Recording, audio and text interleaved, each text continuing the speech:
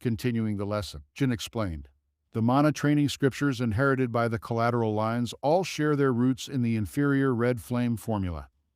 Over the long 300 years since the first collateral line had split off, the red flame formula inherited by each collateral line had gone through various improvements.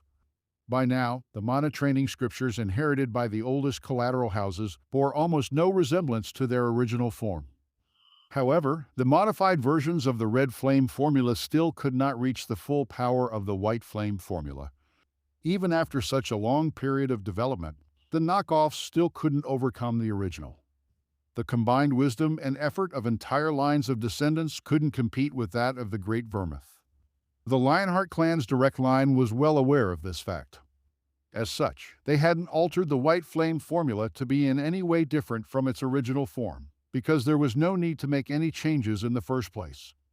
What reason was there to add to something that was already perfect? You will be learning the white flame formula, said Jin. Distracted from staring blankly into Jin's flame as he had been so far, Eugene nodded eagerly at these words. Although the name, White Flame Formula, was unfamiliar to him, he couldn't be more familiar with its appearance. It was a sight that had caused him to feel frustration more than a few times in his past life. Until the very end, Hamel hadn't been able to surpass the power of these flames. Eugene sighed to himself. He could feel the echoes of bitterness lingering from his past.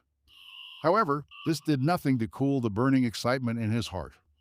Jin continued, Of course, you won't be able to learn it right away. You'll need to be able to sense mana first. I can already feel it. Urged on by his excitement, Eugene didn't have the patience to keep listening until the end and instead chose to interrupt Jin. Jin grunted in confusion. I said that I can already feel the mana, Eugene repeated. Jin was speechless as he stared at Eugene for a moment, his eyes blinking in disbelief. Then he burst out laughing at the absurd claim. That's just an illusion, Jin corrected Eugene. He understood how Eugene could have come to make such a mistake. Once you got too absorbed into something, it was easy for strange delusions to arise in your head. It's true, Eugene insisted. Hey, Jin hummed as he wondered how he should convince Eugene that he was mistaken. After a few moments of contemplation, Jin gently prodded his mana. Then, according to Jin's will, an intangible wisp of mana moved and hovered at Eugene's side. When Eugene remained silent, Jin smiled and said, See, it's too early for you to.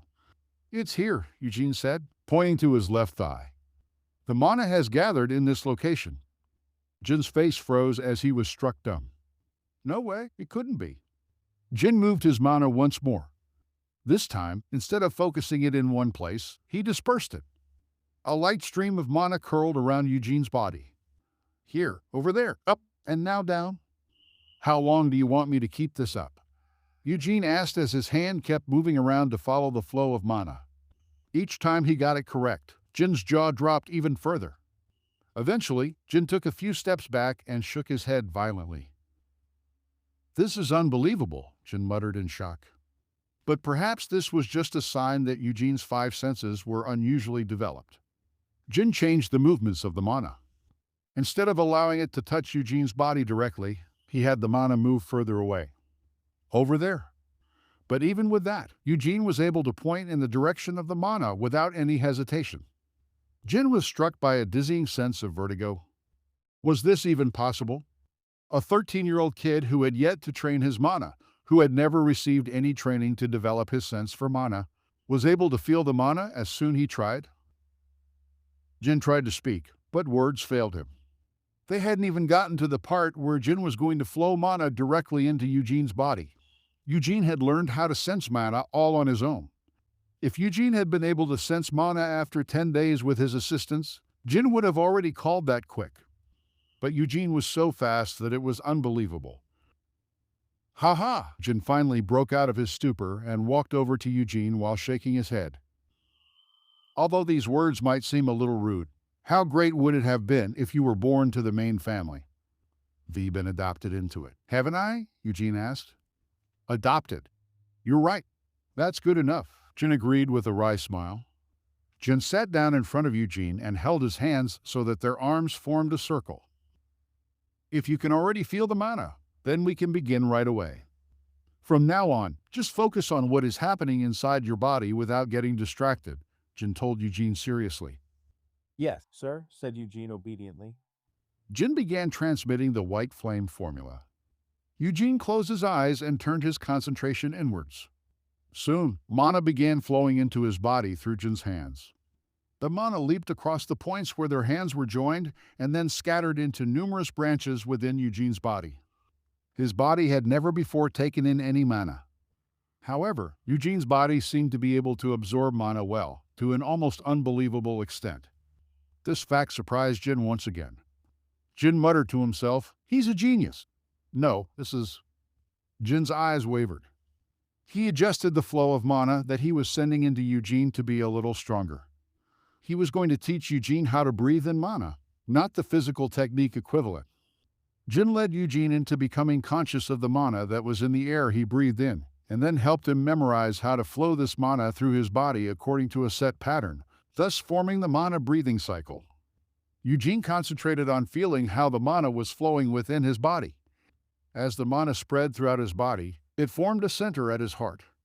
The mana converged around his heart and then settled into the blood vessels connected to the heart. Mana began flowing back out along with his blood. Although they flowed together, the movement of his mana didn't completely follow the circulation system of his blood. He's a monster, Jin finished his earlier thought. Jin slowly cut off the flow of mana that he was infusing into Eugene. However, the circulation of mana within Eugene's body didn't stop, following the withdrawal of Jin's mana. This showed that Eugene was already able to independently adjust the flow of mana within his own body. He was even making sure not to rush, going slowly so that his body had time to get used to it. Jin couldn't help but feel even further surprised that Eugene was able to accomplish this much. "Make sure not to stop breathing," Jin eventually managed to squeeze out in a shaking voice. "Imagine that you're breathing in the ley line's mana with each breath you take. Yes, like that. Take the mana you've breathed in and guide it to follow the circulation path set by the white flame formula. Back now. Back to the heart." Eugene's face showed no response. He was concentrating all his attention on memorizing the flow of mana. Then, as he breathed in more mana, he guided this inhaled mana into his heart. Jin was no longer holding Eugene's hands. Unable to close his gaping mouth, he stood up and took a few steps back. "That's right. You're doing very well." The words that slowly fell from his lips seemed ridiculous to Jin. Doing well. How were these words enough to describe what was happening? It was just that he didn't know what else he could say, forcing him to babble something inane like that. With each breath he took, Eugene was sending ripples through the rich mana of the ley line. Since Eugene had just initiated his mana, there was a tight limit to the amount of mana his body could accept. Or at least, that was how it should have been. However, Eugene was currently in the middle of breaking that piece of common sense into pieces. "This is insane." Jin wasn't the only one feeling astonished. Eugene was also surprised by the performance of this body that he had been reincarnated into. Because he had the memories of his past life, sensing mana wasn't difficult for him. That applied to forming the mana breathing cycle as well. However, even with all that, his body was absorbing mana with surprising ease. It was to the extent where he could feel the mana stored within his body increasing significantly with each breath. Of course, even a small increase would seem significant when he didn't have any mana in his body in the first place. Still, no matter how good his sensitivity to mana was, it was a fact that his mana absorption rate exceeded all expectations. "But it looks like I still have limits," Eugene finally realized. There was an inevitable end to the amount of mana that this young body could absorb. After being immersed in concentration for quite some time, Eugene opened his mouth and released a long sigh as he opened his eyes. His whole body felt sticky from being drenched in sweat. "Ha ha!" Eugene laughed in satisfaction. Eugene had been in this focused state for a good long while. Although the length of time was actually shorter than Jin had expected their first session to be, what Eugene had managed to accomplish during these few hours broke all of Jin's beliefs and certainties. The mana of the ley line had actually thinned enough that a difference could be felt.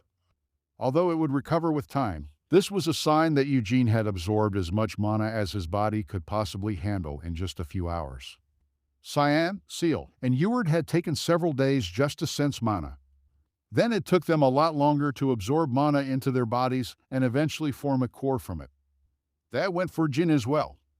Eugene, however, had been able to sense mana as soon as he took a seat and, immediately after forming the mana breathing cycle, had gathered the mana around his heart in order to form his core. Eugene had even managed the whole process without much help from Jin. All Jin had done was provide an initial influx of mana and transmit the flow pattern of the white flame formula. The size of his core is also alarming, Jin observed. It was so large that it was impossible to believe that Eugene had just initiated his mana. If you didn't know Eugene's circumstances, the size might lead you to believe that he'd been training his mana for a few years now. It's usually much smaller than that, but when Jin had first started training his mana, his core was much smaller than Eugene's. But as he diligently trained his mana, the size of his core grew larger. So you really are a monster, Jin finally managed to choke out the words. While wiping away the sweat running down his cheeks, Eugene smiled calmly and asked, "That's a compliment, right?" "It's definitely a compliment," Jin muttered in a dull tone as he gave Eugene a hand up. Well, um, "Let's start heading back." Jin's thoughts were preoccupied with a single question. How exactly should he explain what had just happened to his brother? "Thanks, Vermouth," Eugene smiled as he thought of this comrade from his previous life. Eugene continued to learn more about the white flame formula on the way back. The biggest difference between the white flame formula and the red flame formula was the former's ability to split off part of the original core to form a new core. No matter how much you developed and trained in the red flame formula, in the end, you could only have a single mana core inside your body. However, when the white flame formula grew past a certain level, the core would split into two. In this way, the body would become able to absorb even more mana, and the split cores could resonate with each other to amplify both cores' power. Each of these cores, both the original and the one that had split off, were called stars, and the number of stars you had reached marked your progress in the white flame formula. The Great Vermouth, the progenitor of the Lionheart clan and creator of the white flame formula, had held 10 stars in his body. In the entire history of the Lionheart clan, Vermouth was the only one who had managed to reach the 10th star of the white flame formula. "Both my brother and I are at the 6th star," Jin revealed. This seemed like nothing next to the Great Vermouth. However, in the history of the Lionheart clan, the number of people who had managed to reach the 6th star of the white flame formula could be counted on one hand. Cyan, Seal, and Eward are all at the 1st star. Although I'm not sure about Eward, the twins should reach the 2nd star after a year or so, Jin cited as an example of how fast progress in the white flame formula usually was. "What about me?" Eugene asked. "I really can't tell," Jin replied with a wry smile. The unbelievable sight he had seen back at the ley line caused Jin to answer very cautiously out of fear of having to eat his words. Jin continued the lecture. "In my case, it took me 8 years to go from the 1st star to the 2nd star. It was around the same for my brother. Since Cyan and Seal initiated their mana when they were 6, if they managed to reach the 2nd star by next year, it would have taken them 8 years, just like my brother and me." "Then will it take me 8 years as well?" Eugene guessed. "No," came the immediate reply. Although he couldn't guess how long it would take Eugene, Jin felt certain as he said, "You'll be a lot faster than that." Jin could at least be confident of this belief. In the records of the Lionheart clan, there had never been a child who was able to sense mana and begin practicing the white flame formula as fast as Eugene. At the moment, just looking at Eugene's core, it seemed to be bigger than Cyan's when the boy was 10. "It definitely won't take you 8 years. "Well, as long as you don't become lazy, that is," Jin reminded Eugene. "I'll make sure to work hard," Eugene replied with a grin. As if Eugene would be lazy. There was no way he would do something as brain-dead as that. Now that he had been reincarnated into a body that was overwhelmingly better than the one from his previous life, he didn't want such a body to go to waste out of his own slothfulness. "On top of that, I've even learned Vermouth's mana training scripture," Eugene mused in excitement. How often had he been left feeling frustrated by that damned white flame and the shining lion's mane that had sped ahead of him? Until the very end, stupid Hamel had never been able to surpass Vermouth. No matter how hard he had worked, He had never been able to match Vermouth in strength. But now, was it possible for him to catch up to Vermouth? After some thought, Eugene decided, no way. Eugene didn't want to just match the hero. What he wanted, what he had always wanted, was to surpass Vermouth. It wasn't for the sake of bragging rights. He had never even thought about doing something like that. You should be grateful for your hard-earned strength and make sure to use it properly. Why do needless shit like that and waste your own hard work? For now, I should just focus on learning all I can about the white flame formula. But the 10th star, I'm not sure if I'll be able to reach it. Of course, there was no way that Eugene was just going to follow the lesson plan obediently. Although he would have to try and dig deep into the structure of the white flame formula first. If there was anything that didn't quite suit him, then he would make his own adaptations to fix it. Guess I'll have to deconstruct it as I'm learning it. Hamel's abilities weren't as exceptional as Vermouth's. Eugene was well aware of this fact. Still, his inherited abilities were better than most people's, and they could perhaps even be better than those of the previous Lionheart patriarchs. Although I'll have to give it a go to know for sure. He would have to try out various ideas based on the original white flame formula. Now that he had initiated his mana, Eugene was currently capable of doing much more than he could before. I'll explain things to the patriarch. As for you, you must be tired, so go get a good rest. With these words, Eugene parted ways with Jin in front of the annex. Eugene sent Jin off with a bright smile. Eugene had clearly heard the order to go and rest. Truthfully speaking, his body was quite tired. Although his body wouldn't let out a single protest, no matter how much abuse he put it through, just absorbing a lot of unfamiliar mana was enough to make it feel exhausted. However, Eugene had no intention of resting. Since there was no one to tell him otherwise, why should he rest? This kind of fatigue would get better with just a full night's sleep anyway. First of all, why don't we go have a look at my new abilities, Eugene thought to himself. Eugene pulled off his sweat-drenched clothes and tossed them aside. Nina, who had come running out of the annex, stopped and stiffened as she saw his current appearance before turning around and heading back inside. This was because Nina realized that she needed to go and fetch a few necessary items for Eugene, such as a new set of clothes, a towel, and a wash basin. As she was leaving, Nina turned her head and called out, "Ah, hold on, Master Eugene, what would you like for dinner?" "Meat," came the answering shout. "Yes, Master." It was just as she had expected. Nina ran back into the annex, hurrying to prepare for Eugene's unexpected return. Eugene stood still and turned his attention to the core inside his body. From its appearance, it truly deserved to be called a star. Created through the flow of mana guided by the white flame formula, the core centered around his heart looked as if all the stars in the night sky had gathered into a sparkling sphere.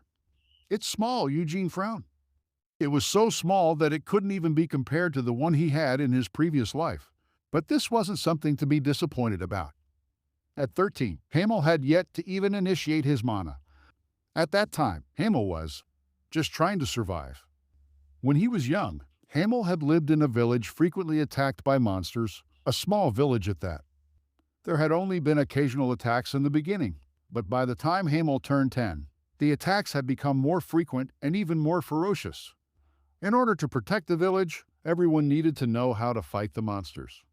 So all the adults carried weapons like swords and axes, and the children held smaller versions of these weapons. Hamel was like that as well. As soon as he received a weapon, he had learned various ways of fighting. But then, before too long, the village was destroyed. The reason behind the steady intensification of monster attacks was the Demon Kings of Helmuth. Finally, a sudden assault wiped out the village and left a young Hamel as the only survivor.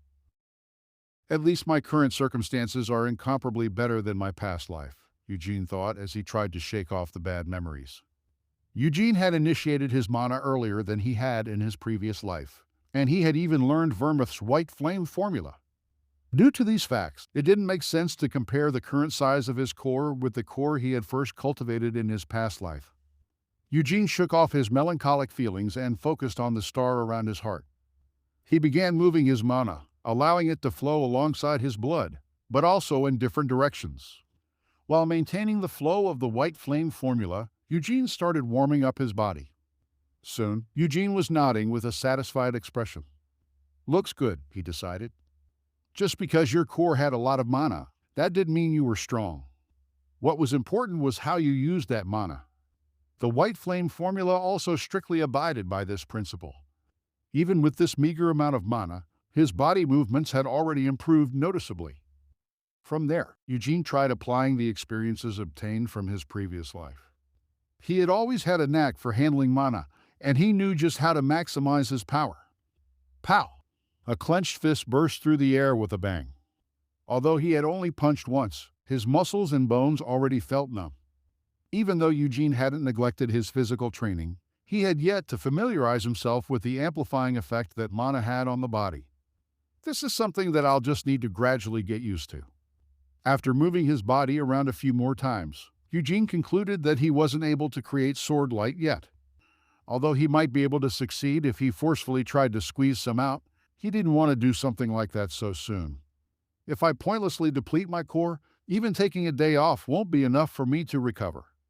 Just like how you could get serious health problems by overworking your body, the same went for the core as well. If he used up all his mana, his core would be depleted, placing a corresponding burden on his body. Master Eugene, Nina called out as she approached.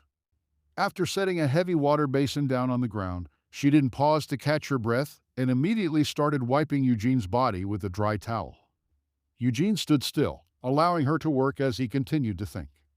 I might be able to make a contract now, he pondered uncertainly. He had gone through all sorts of things in his previous life, but he had never signed a contract with a spirit. So Eugene was currently unsure if he could summon a spirit with the minimal amount of mana he had now. Stand back a little, Eugene ordered.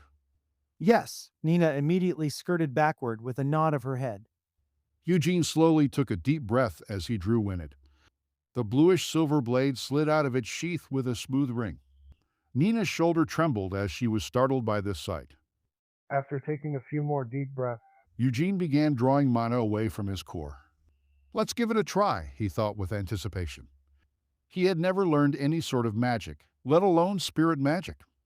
So he couldn't predict the amount of mana it would take to summon something. As such, he had no choice but to try blindly. The mana from his core flowed into Winnet. The star revolving around his heart began to shine. Strangely, even though he couldn't see this, he could feel this happening to the star deep inside his body. Winnet's blade trembled. The magic sword began to hungrily devour all the mana Eugene was feeding it. Sweat once again dripped down from his body, which had just been wiped clean. The blade emitted a soft light, and a gentle breeze started to whirl around Eugene. Ah! Nina gasped in shock upon seeing such a sight. As the wind gradually grew stronger, it began fluttering Eugene's hair. His mouth had dried up out of tension, but Eugene clenched his teeth and continued to infuse his mana into the blade. Roar! At some point, the gentle breeze began turning into a violent storm. Nina jolted in surprise and drew back even further. However, the one that was most surprised was Eugene. What was going on? The wind was already so strong that he couldn't even open his eyes properly, but it was still growing stronger. Even though Winnet wasn't taking in any more mana, Eugene felt something like a door appear inside of his body. This door opened slowly, and as the opening grew wider, the wind grew even stronger. By now, the wind blowing around Eugene had formed a tornado. You are. In the center of this tornado, Eugene lifted his head to look around. The fiercely blowing wind seemed to be carrying a voice that was speaking inside of Eugene's head. Could it really be? Are you really Hamel? Eugene's heart started pounding as he tried to find out where this voice was coming from. Is that you, Tempest? He asked.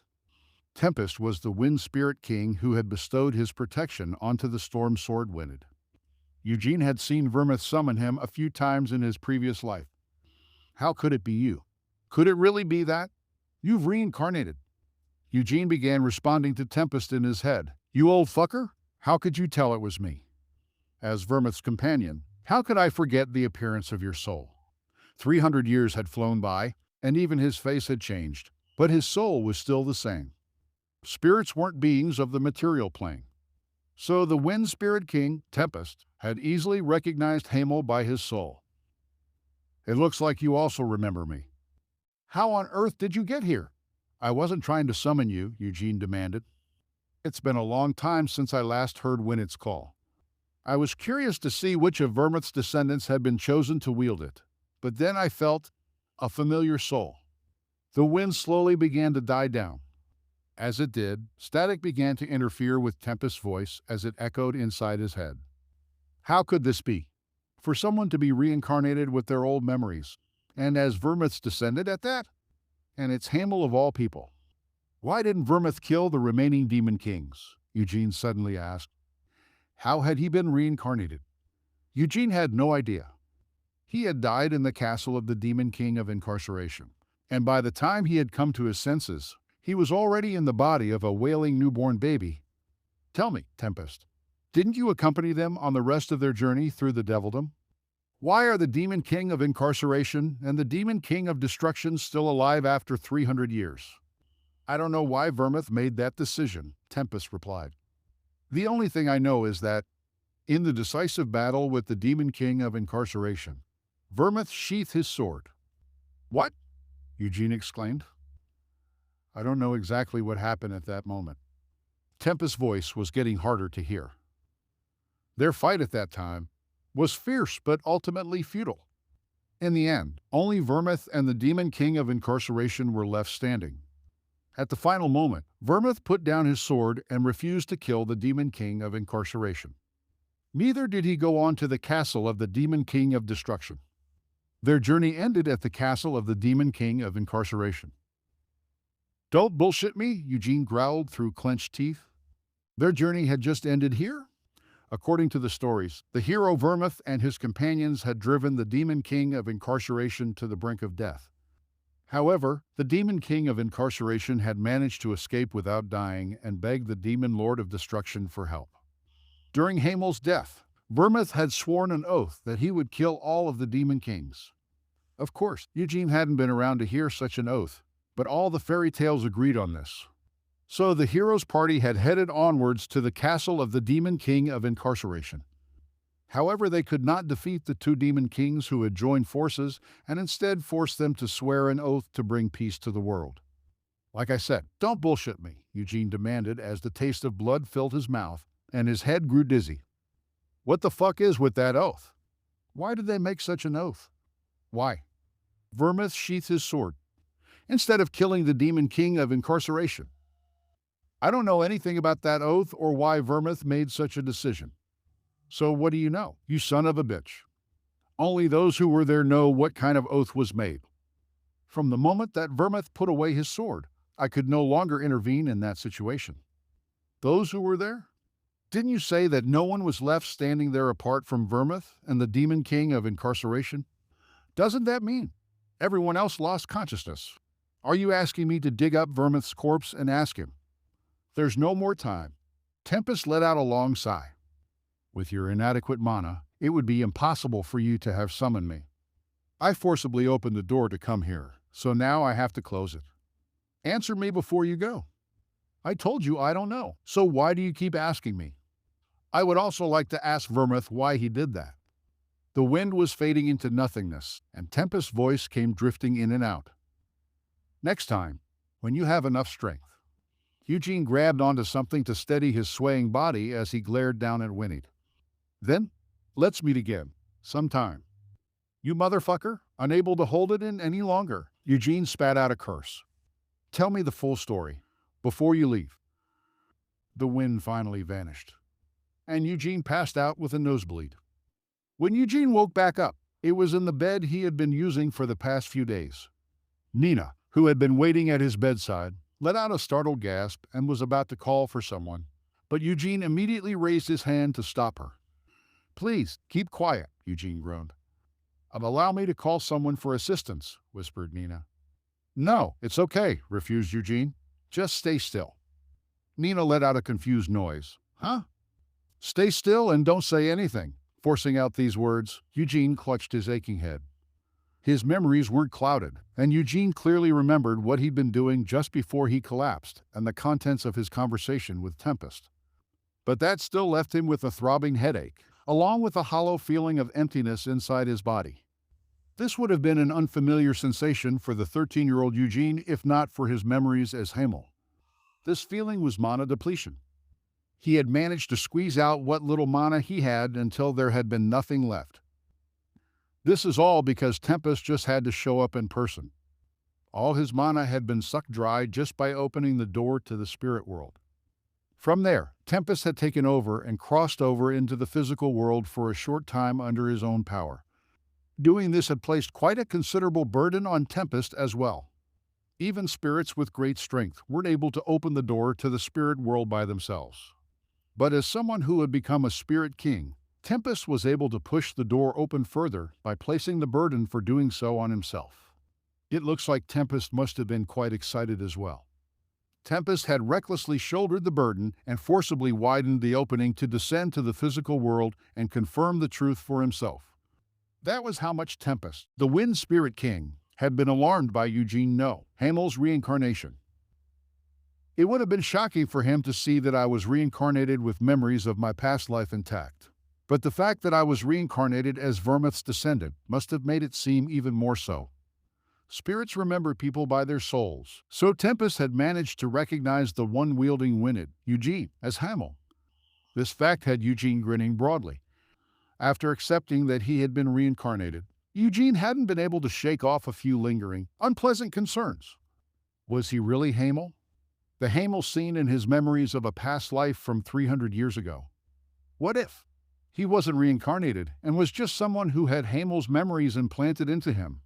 Even if that's the case, these memories are definitely real, Eugene had reassured himself whenever these fears popped up. He had also comforted himself by saying that it wouldn't make any difference if he wasn't Hamel reincarnated. He didn't want to attach too much meaning to the uncertain nature of his existence. I think, therefore I am. That belief alone would have to be enough. But Tempest called me Hamel, Eugene remembered with a grin. Those words had completely erased all those unpleasant concerns. Eugene shook his head with a carefree grin. Master Eugene, are you sure you're okay? Nina asked uncertainly. Eugene dismissed her concerns. I'm fine. How long was I out? About half a day. I must have made you all worry. The Patriarch and Master Jin have been staying in the annex, waiting for you to regain consciousness. They didn't need to do that, Eugene said, shaking his head as he looked over to the room's closed door. Thanks to the mana absorbed into his body, his physical senses had become even more sensitive.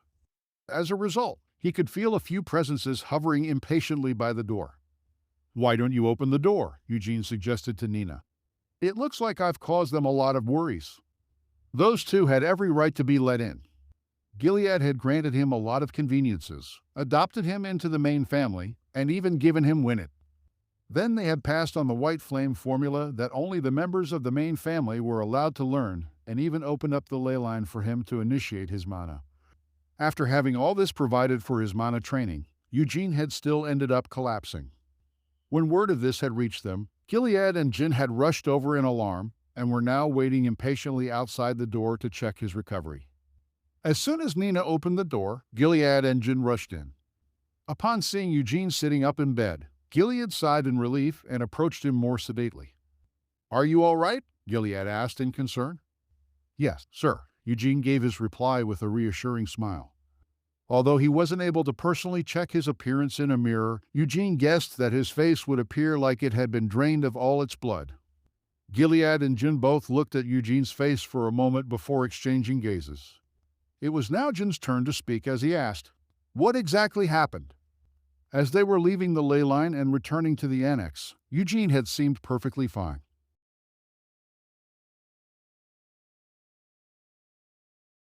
Thanks to this, Jin couldn't help but feel a whole tidal wave of concerns. He was the one who transmitted the white flame formula to Eugene and guided him into forming his own mana breathing cycle. What if Jin had made a mistake during this process, which had led something to go wrong within Eugene's body? Although Jin had faith in his own abilities, he couldn't help but worry now that something had gone terribly wrong. I've already heard part of the story. This time, Gilead resumed speaking. I was told that after you drew Winnet, a large breeze suddenly started blowing. Was this because you summoned a spirit? although he had expected such a question. Eugene hesitated for a moment without answering right away. How should he try and explain this?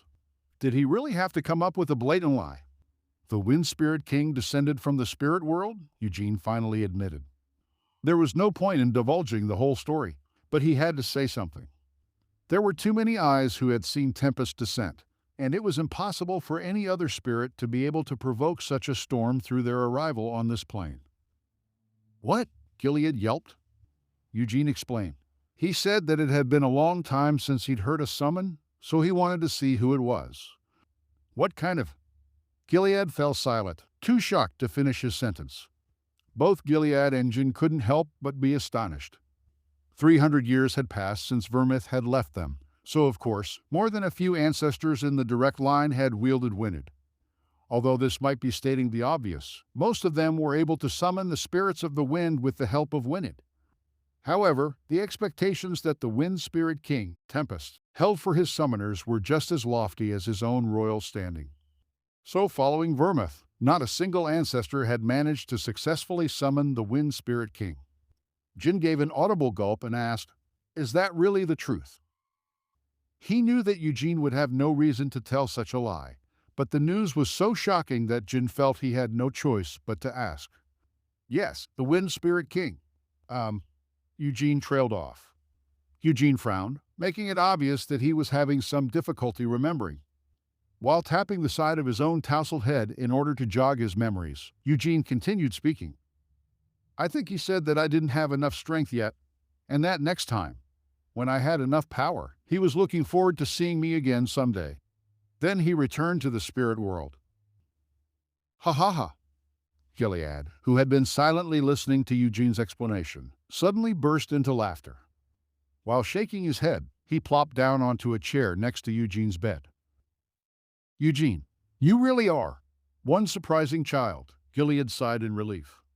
Eugene didn't know what to say in response, so he just smiled. After staring at Eugene for a few moments, Gilead placed a hand inside his vest. "I heard about what happened at the ley line from Jin. In less than an hour, you were able to sense mana and make a core using the white flame formula. All that would have been shocking enough, but for you to attract the Wind Spirit King's attention as well. Something like that happening was unprecedented. However, what about Eugene wasn't unprecedented? Winning the bloodline continuation ceremony as a collateral child, being adopted into the family, becoming the new owner of Wynid, and receiving the white flame formula with the ley line's assistance. All these things were unprecedented in the history of the Lionheart family. He went from sensing mana to accumulating it into his body in less than a day. That, too, is something unprecedented, Gilead reminded himself. Gilead felt nothing but pure pleasure at this news. The Wind Spirit King had taken note of this young child and had even descended personally to take a look at him. An event like this could even be considered the revitalization of the Lionheart clan. "Drink this," Gilead ordered. When his hand came out of his vest, Gilead was holding a small-sized potion. Gilead explained, "This will restore your depleted mana. However, you have to promise me that, instead of overdoing it, you will lie in bed for the next few days." "But my body feels fine." "I still want your promise. If you injure your body by needlessly overburdening it, you will regret it in the future." "Fine, I promise," without any further protest. Eugene nodded his head. The mana recovery potion was just as valuable as it was useful. Eugene gulped down the whole bottle under the watchful eye of Jen and Gilead. His hollowed-out body started to refill with mana. Without getting flustered, Eugene immediately began using the white flame formula to recharge his core with this mana. But the mana from the potion wasn't enough to fully restore his depleted core. Due to the nature of mana, the amount that could be contained within the potion wasn't all that great. Even so, after emptying the entire bottle, his headache and the stiffness in his limbs were considerably relieved. "After a few days' rest, Jin will resume your lessons," Gilead said as he stood up.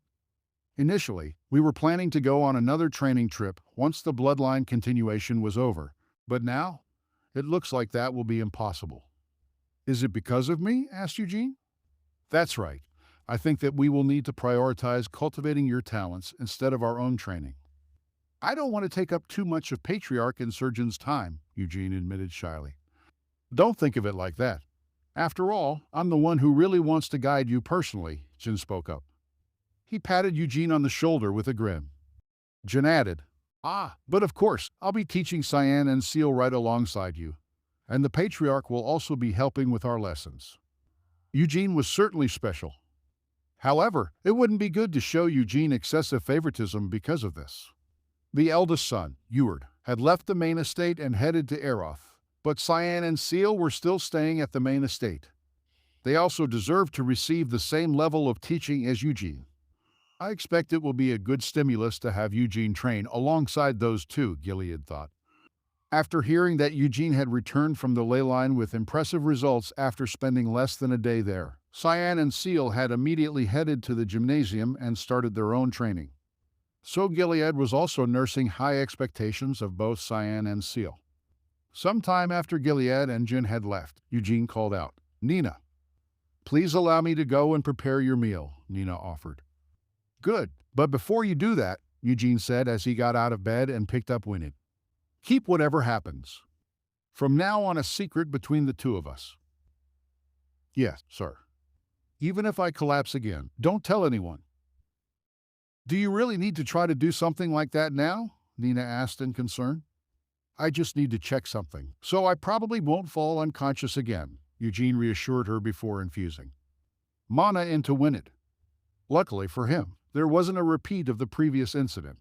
But Eugene's brow still furrowed at this as he felt a slight dissatisfaction. Instead, a spirit that was only the size of his palm began hovering around him. It was a sylph, a lesser spirit of the wind, composed of a mass of wind. It didn't even have a proper shape. However, with Eugene's small amount of mana, it was normal for him to have summoned a sylph. Just in case, Eugene tried to mentally ask the sylph, "Hey, have you heard anything from your king?" However, there was no reply. It seemed that it was impossible to converse with a spirit that had such low intelligence. With a click of his tongue, Eugene brandished Winnet. Eugene began his test by calling out an incantation in his head, "Windblade." Once he had done so, an opaque stream of wind formed around his sword. Eugene glanced down at this wavering, blade-shaped wind before giving it a swing. Skick. The eerie sound that the blade made as it swung through the air caused Nina's body to tremble. After swinging it around a few more times, Eugene released the sylph back to the spirit world. Before doing so, he attempted to mentally communicate with it once more. "Pass this message on to Tempest. If you were lying to me, I'll kill you." But the sylph still didn't reply. However, it appeared to sense that its king had been insulted as it sent a gust of wind to ruffle Eugene's hair before returning to the spirit world. Though Tempest shouldn't have any reason to lie about that, Eugene admitted to himself. It was just that Eugene couldn't quite understand what he was feeling, so he felt like he had to say something. While feeling a mix of complex emotions, Eugene sat down heavily on the bed. "I need to think about this rationally," Eugene told himself, without letting any useless emotions get in the way. 300 years ago, Hamel died. His companions, Vermouth, Sienna, Annis, and Molan, continued to make their way to the castle of the Demon King of Incarceration. It had to have been a tough journey. The second-ranked Demon King of Incarceration was strong enough that none of the previous Demon Kings of Fury, Cruelty, and Carnage could compare to him. Just getting to his castle was as difficult as slaying one of the previous Demon Kings. And with me dead. Speaking objectively, Hamel had been strong.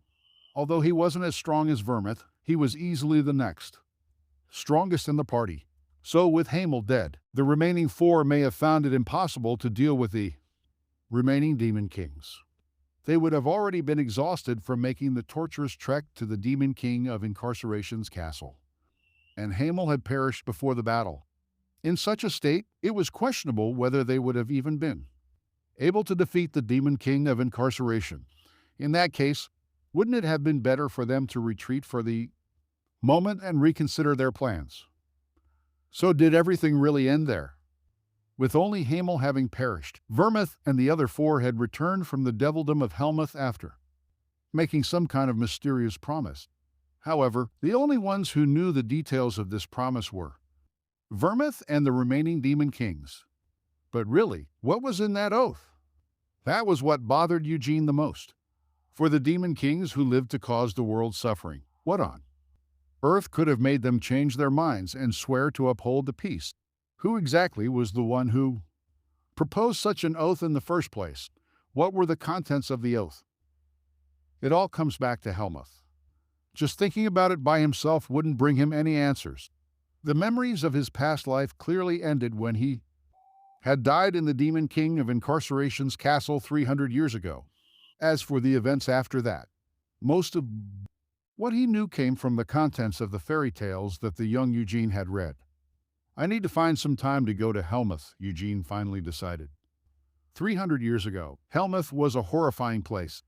Demonic beasts whose only purpose in life was to catch and eat humans roamed the land, and the demon folk inhabiting that land were constantly marching out to invade human territories.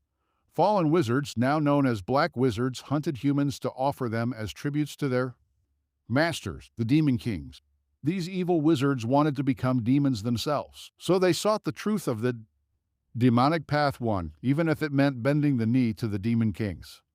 Helmuth had been a twisted hell of such vicious and ugly desires. However, that was no longer the case.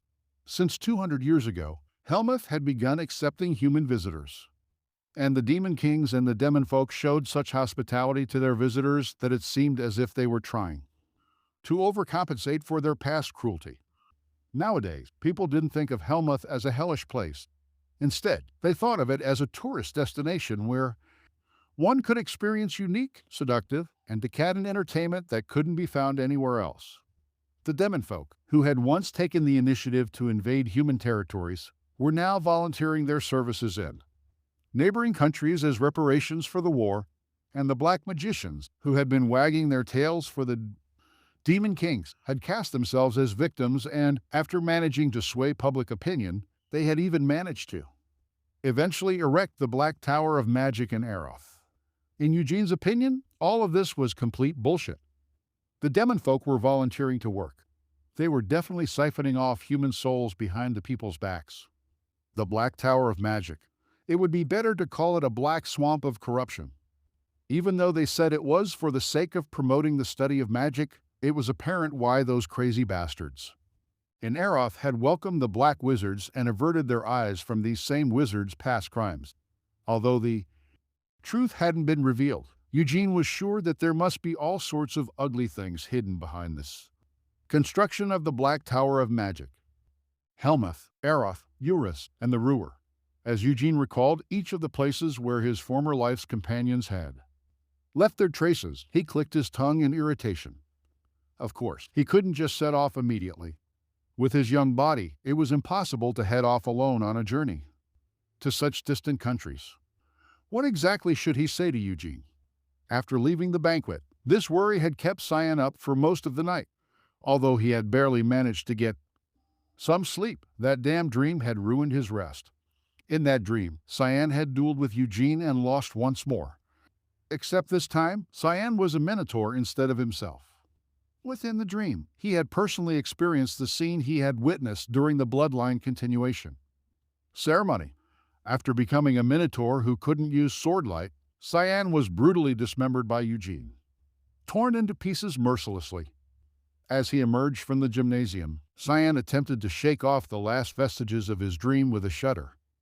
However, the frown on his face remained as heavy as ever as he rubbed his eyes, which had been skewered multiple times during his dream. Cyan bit his lip in frustration.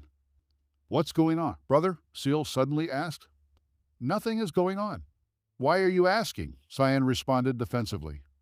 "Your expression looks like it belongs at a funeral, and you didn't have much for breakfast either." "I've always had this expression, and I ate just as much breakfast as I usually do." "Liar," accused Seal, sticking her tongue out at him with a smile. "I know what's really going on with you. It's because of Eugene, isn't it?" Cyan bristled. "What does any of this have to do with him?" "They said that we will be learning together with Eugene starting from today. I know that you're really bothered because of this." "I said that it doesn't have anything to do with him." But someday, Eugene told himself with determination before letting out a deep sigh and patting his stomach. His empty stomach was rumbling in hunger. What exactly should he say to Eugene? After leaving the banquet, this worry had kept Cyan up for most of the night. Although he had barely managed to get some sleep, that damn dream had ruined his rest. In that dream, Cyan had dueled with Eugene and lost once more. Except this time, Cyan was a minotaur instead of himself. Within the dream, he had personally experienced the scene he had witnessed during the bloodline continuation ceremony. After becoming a minotaur who couldn't use swordlight, Cyan was brutally dismembered by Eugene, torn into pieces mercilessly. As he emerged from the gymnasium, Cyan attempted to shake off the last vestiges of his dream with a shudder. However, the frown on his face remained as heavy as ever, as he rubbed his eyes, which had been skewered multiple times during his dream. Cyan bit his lip in frustration. "What's going on, brother?" Seal suddenly asked. "Nothing is going on." "Why are you asking?" Cyan responded defensively. "Your expression looks like it belongs at a funeral, and you didn't have much for breakfast either." "I've always had this expression, and I ate just as much breakfast as I usually do." "Liar," accused Seal, sticking her tongue out at him with a smile. "I know what's really going on with you. It's because of Eugene, isn't it?" Cyan bristled. "What does any of this have to do with him?" "They said that we will be learning together with Eugene starting from today. I know that you're really bothered because of this. I said that it doesn't have anything to do with him." See, you've lost your temper quicker than usual. Why are you taking your anger with Eugene out on me?" "I haven't lost my temper. But you don't deny that something is bothering you." "That's..." Hesitating, Cyan clenched his fists as he glared at his cheeky younger sister. "Honestly, it does bother me. But Mother said you need to become friends with him," reminded Seal. "Do you think I can really do that just because she tells me to?" "I did. Would you like me to put a word in for you with Eugene?" "What are you going to tell him?" "I'll just ask him to be friends with my brother." Cyan's shoulders slumped at these words, and his fists started trembling in embarrassment. Although he might be able to ask his mother to do something like that, Cyan definitely couldn't allow his sister, who was a few seconds younger than him, to make such a humiliating request. "I'll do things my own way," Cyan spat out before immediately clamping his lips shut. He had just caught sight of Eugene walking over from the far-off annex. Cyan's eyes widened as he caught sight of Winnet hanging from Eugene's waist. Even at this distance, he could make out all the tiny details of that famed weapon. "They told me that he's already a first star in the White Flame formula," Seal chimed in beside him. "I know," Cyan gritted out. "Didn't it take us a really long time to reach the White Flame formula's first star?" "It wasn't that long. Since it took us around a month, that means only a handful of our ancestors in the direct line were as fast as us. But Eugene didn't even take a day to reach the first star. Doesn't that mean he's the fastest in history?" "Just be quiet. I heard this from Uncle Jin, but apparently Eugene was able to feel the mana as soon as he sat down on the ley line. It took us more than 4 days, right?" "So what?" Cyan responded in a sharp voice as he turned to stare at his younger sister. Seal just giggled in amusement at her older brother's reaction. Instead of continuing to tease her brother, Seal waved at the approaching Eugene and called out a greeting. "Hi. Why do you plan on staying in the annex? You should just live with us in the main family's mansion," Seal said to Eugene once he got closer. Cyan immediately replied in Eugene's place. "That's a terrible idea." After glancing at Cyan with hooded eyes, Eugene nodded and said, "I also think that would be a terrible idea." "But I think it would be great," Seal insisted with a grin before pointing to Winnet. "So, I've heard that you were able to summon the Wind Spirit King using Winnet." "That has to be a lie, just like last time," Cyan replied instead of Eugene. Although his heart was slowly opening up to Eugene, Cyan absolutely couldn't bring himself to change his hostile behavior. Cyan was too young to understand his feelings of awe for Eugene, and it was even harder for him to identify the dawning sense of respect that he felt because of this. Except for the Great Vermouth, none of our ancestors could summon the Wind Spirit King while wielding Winnet. Cyan cited as evidence. Eugene snorted at these words and drew Winnet. This startled Cyan into leaping backward, away from him. "W, what do you think you're doing?" Cyan demanded. Instead of replying, Eugene infused his mana into Wind. Soon after, Wind gathered into the form of a sylph. Seeing its appearance, Cyan inwardly felt relieved and burst out laughing. "What is that? The Wind Spirit King?" he asked mockingly. "Nope," came the simple reply from Eugene. Eugene held up Wind so that it could be seen clearly, and the sylph proceeded to wrap itself around the sword. Cyan's jaw dropped as he took in this blade of wind. "SW Swordlight!" Cyan exclaimed in shock. "Does this really look like swordlight to you?" Eugene asked mockingly. Cyan's face reddened as he felt the tables being turned on him. While swinging Winnie around a few times, Eugene stared firmly at Cyan. "Shall we spar?" Eugene offered. What?" Cyan choked in panic. "You can feel free to use swordlight, because I'll be using this." When Cyan remained silent, Eugene coaxed, "Why don't we just have some fun? Or if you'd like, we could bet on it. If you win, I won't." Cyan immediately stepped back while shaking his head. "I've come here today to learn from Uncle Jin. I'm not here to spar with you." Eugene grinned. "Are you scared?" "I'm not scared," Cyan replied hesitantly while urgently sending Seal a pleading look. He was hoping that his sister could somehow salvage this situation. However, Seal just ignored Cyan's glance and smiled in amusement. That evil bitch. Fortunately, before Cyan was forced to make any excuses, Eugene backed down and gave him an out. "Let's not argue pointlessly," Eugene said with a sigh. Cyan couldn't think of anything to say. "We're brothers now, so we should try to get along," said Eugene with a broad smile as he offered Cyan his hand. For a few moments, Cyan alternated between staring at Eugene's hand and face. Eugene eventually asked, "Don't you know what this handshake means?" "Huh?" Cyan seemed confused. "It means that I want us to get along well as brothers." "Oh, well, that's..." After some hesitation, Cyan eventually took Eugene's hand with a grateful nod. "Shake hands with me as well," Seal demanded, cutting into their conversation from her position at their side. This request forced Eugene to cross his arms so that he could hold both Cyan and Seal's hands simultaneously. "Since I was born earlier than you should call me your big sister," Seal brought up once more. Eugene refused. "Would you shut up about that?" Didn't that mean he was Eugene's big brother? Although Cyan felt this thought pop up in his head, he decided to keep his mouth shut when he saw Eugene's narrowed eyes. He definitely didn't have the audacity to claim Eugene as his younger brother.